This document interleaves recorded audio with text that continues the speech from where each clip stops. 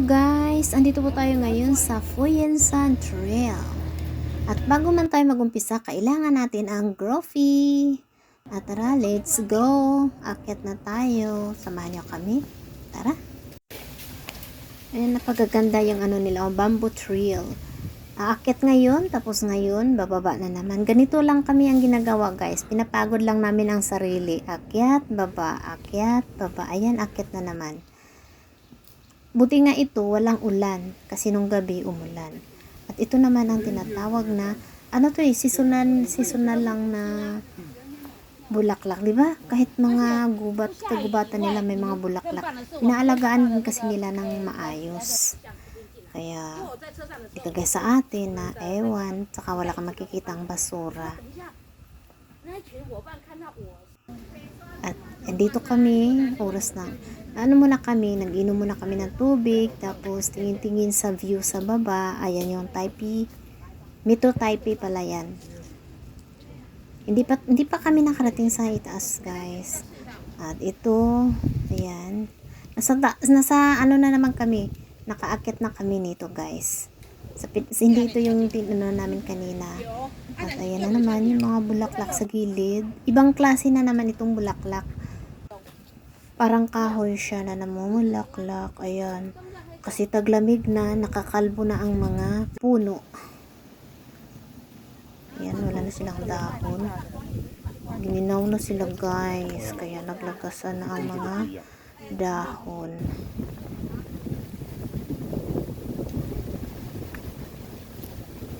Napakalakas ng hangin. Masarap din kasi may araw na konti pero malamig pa rin ito.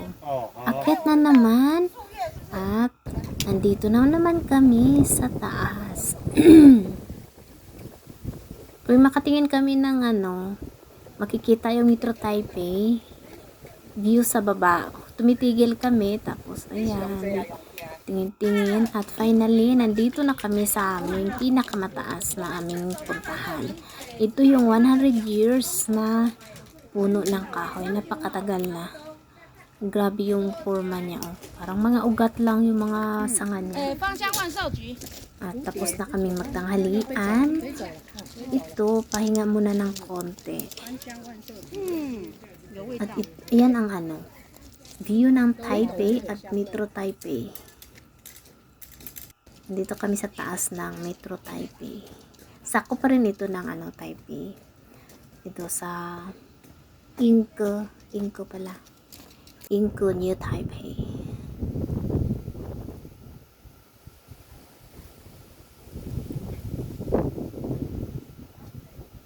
Wala na akong masabi guys. Hindi ko na alam. Matagal na kasi itong video na 2 years ago na. Ngayon ko palang maiedit. Yung mga naunang video, mas nauna pang na-upload.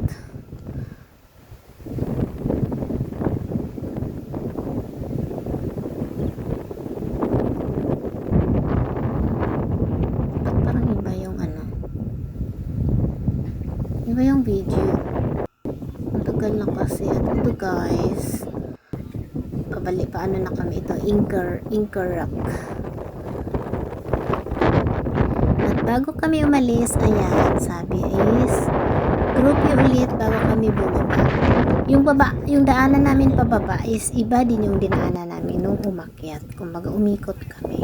Ayan na. Umpisa na naman kami pababa. Iwan ang gulo ng video. Nakakatanggal na yung video ko guys. Hinayang lang akong magbura.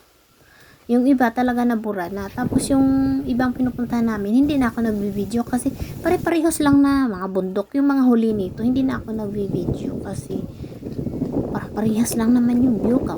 Kabundukan, kagubatan, or di kaya yung karagatan, mga ganun ba. Ito na yung yung Eagles Rock. Tinatawag nilang Eagles Rock, diba? Ang laki ng puno. Ay, bato pala. Nandito na kami sa baba, pero hindi pa sa pinakababa. Mamaya bababa pa kami ng 100 steps na. Yan po yung parang tulay guys. Railway po yan ng bullet train or high speed railway. At ito, and dito hindi mawala ang groovy ng mga seniors. Ang galing ng formation ng bato, parang, yan nga tinatawag nila na Eagle's Rock. At andito na ako sa baba, ito yung hagdanan na binaba namin, napakataas. Ang sakit sa binti pababa. At iyon yung tulay, parang At ito na guys, pababa na kami. At ayun lang po guys, maraming salamat sa iyong panonood kahit yung video ko ay wailami. At thank you so much sa iyong suporta. And God bless you all. Take care. Bye-bye. At shout out sa lahat ng Team Gapangan, wailami. Pero may sapi. Yung sapi na yung sapi sa Bisaya kasi, ang Tagalog niyan is Saltik ba? May Saltik. Ayan, mga groupie ng mga seniors. Ako lang yung pinakabata lagi. Minsan naman mayroong mas bata sa akin. Pero as always, ako talaga yung pinakabata. Kasi mga seniors lagi yung mga kasama ko. Bye! God bless! Anywhere you go,